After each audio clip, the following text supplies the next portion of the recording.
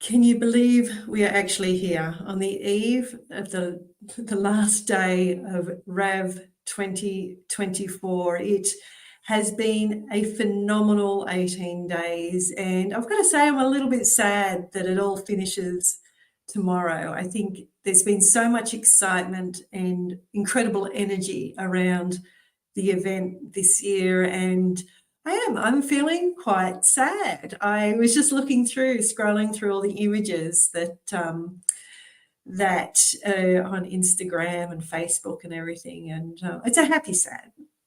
It's a feeling of the family comes together, for 19 days every 12 months, and there's been some absolutely incredible achievements, personal achievements especially. I've really enjoyed all the personal firsts that people have achieved this year and continue.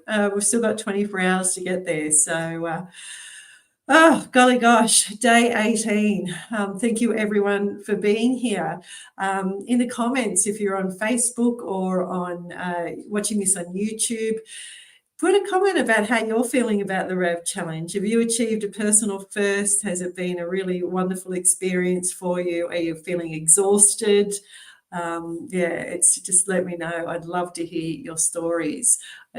These lives were an idea that I came up with a matter of days before we started the event this year, and I think they've been brilliant for being able to connect people and put faces to names and all those sorts of things. So let's keep that going. And the comments are there. Let me know how you're feeling. We've got quite a bit to get through this evening. The interview that I'm going to be showing you in a few minutes is with a lady called June Schofield, who happens to be in Switzerland. So a few episodes ago, we spoke to the Swiss Goat.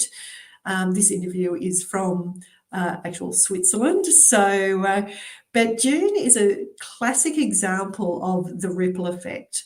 The ripple effect is one of the most powerful tools we have available to us for building communities where family violence no longer lives.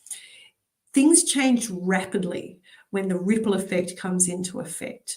And so we can use it for good or we can use it for evil. And in this instance, we're talking about using it to build healthy relationships and build really thriving communities. And it's within that nest, within that safe space, that we then are able to build the types of relationships within our families that most of us dream to have.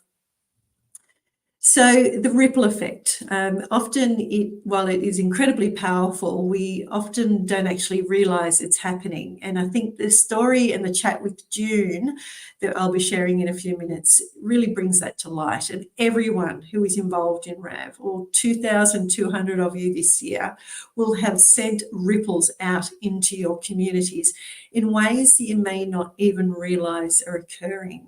And it's for that I want to thank you the most. Your positive energy, your attitude, your willingness to learn, your willingness to participate, all of those things are changing our communities and changing the way we perceive our relationships with each other. So thank you. Excellent. Before we get there, we've got a little bit of housekeeping that I need to step you through. I will be coming back to talk about our teams that have finished today and those that are very close to the line. But first of all, I just want to step through some logistics for tomorrow because it is a really important day. I know some people have finished their challenge already, got all their kilometres in the bank and are sitting back having a nice cup of tea, but quite a few people and teams are yet to get there. So to be super clear, the event finishes at 11:59 p.m, so right on midnight on the 17th of September, Australian Eastern Standard Time. So that's Tuesday night in Sydney, Melbourne, Brisbane, the eastern seaboard of Australia. Now, no matter where you are in the world, the event closes at midnight, 17th of September, Australian Eastern Standard Time. So if you're in Italy, like an example that was given today, I think that works out to be about 3 or 4 o'clock in the afternoon tomorrow that it closes. And if you happen to be Tracy H off our team, who's in Greece at the moment, well, she can work it out. But you won't be able to log activities after that. You won't be able to do activities, I should say. Now, if you've been using manual upload, or you need to use manual upload for your last activities, then you can continue to manually upload activities for 72 hours after the event closes.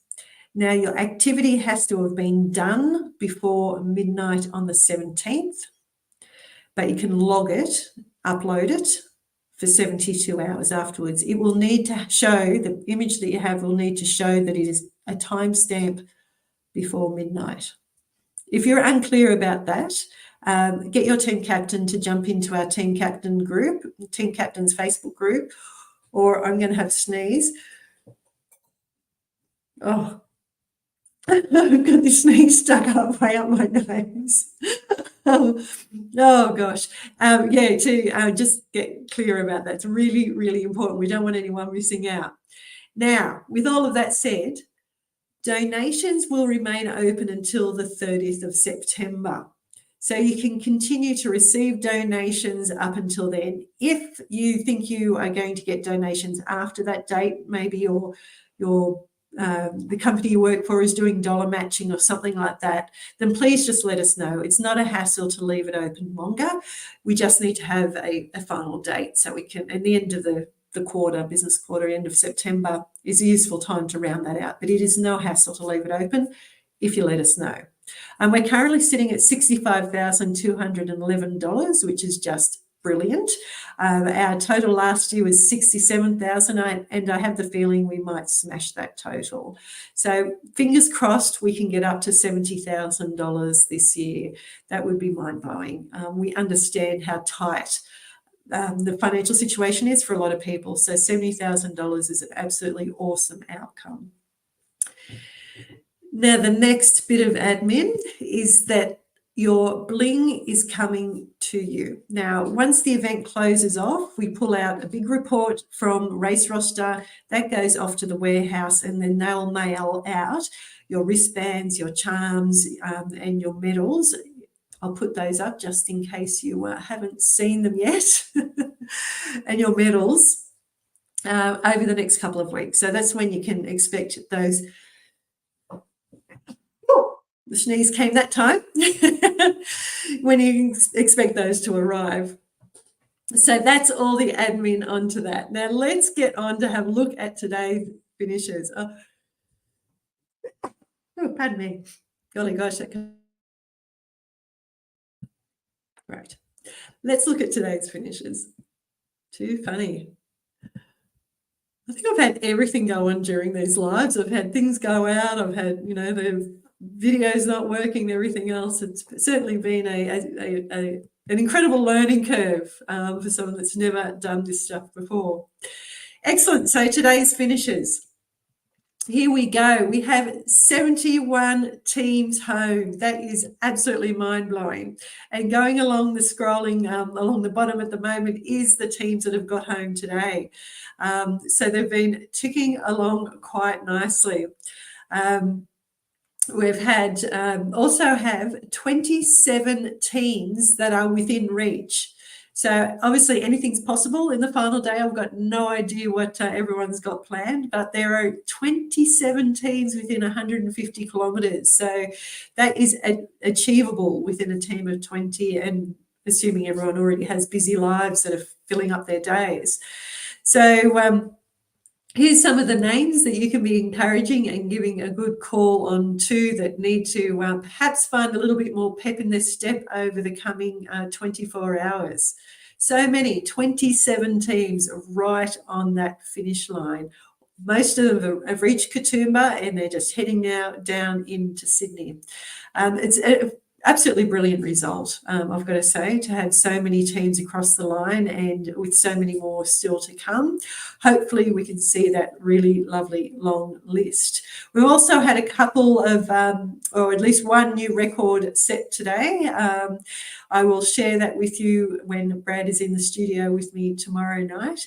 But certainly, like I said, put into the comments all the personal firsts. And if you don't want to share it on here, most definitely share it up in the Facebook group and let us know what you've achieved personally amongst all of this, because that's the thing that gives us the joy, the most joy, is when people discover things that they're capable of doing that maybe they question whether that was really going to happen for them.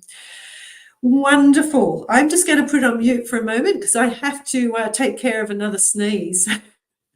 Overwhelming professionalism.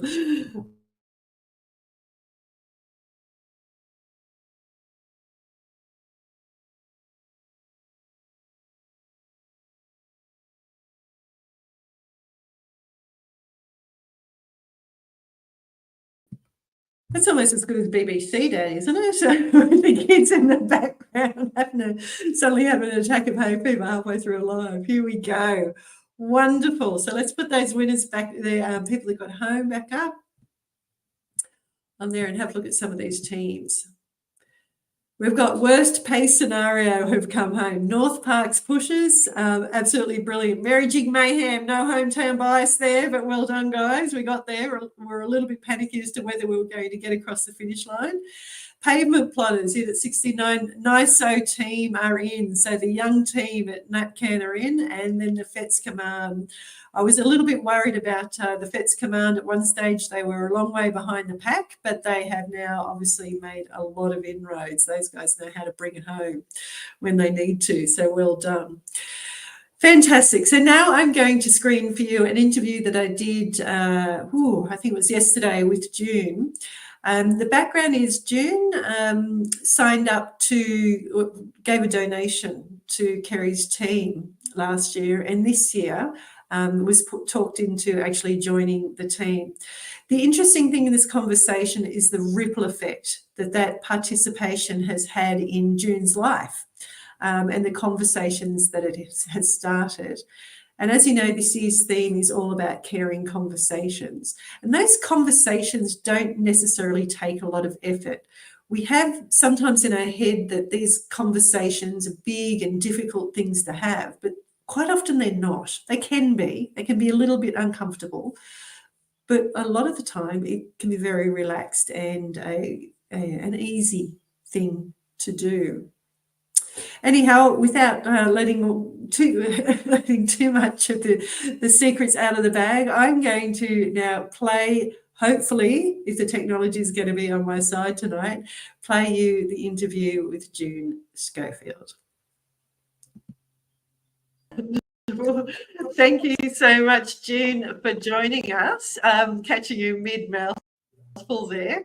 Now you've been dubbed into this by Kerry Edwards, your team captain of the Ulladulla Orioles. Now you're coming from a very special place, a place close to all of our hearts. Where are you situated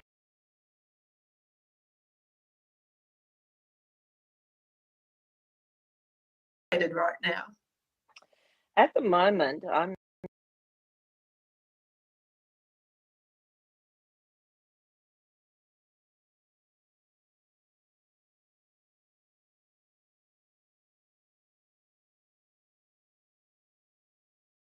sitting in Canton Zug in Switzerland.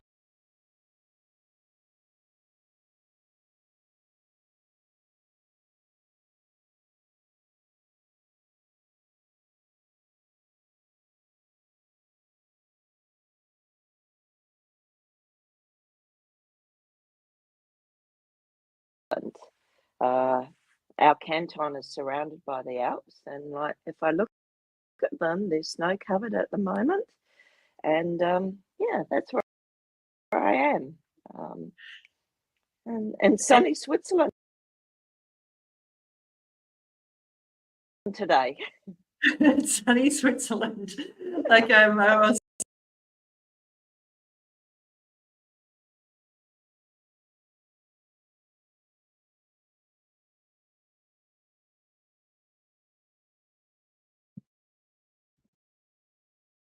Okay, it's going to do it to me again. So what I'm going to do is I'm going to jump off this live. I'm going to then load it up to YouTube, and I'll share the link in all the event invites so you can watch the video directly from there. So good luck with day 19. And yes, we are up to day 19. I can't believe it. And yeah, I hope you all get to the finish line and achieve the things that you wanted to achieve. I'll see you tomorrow night.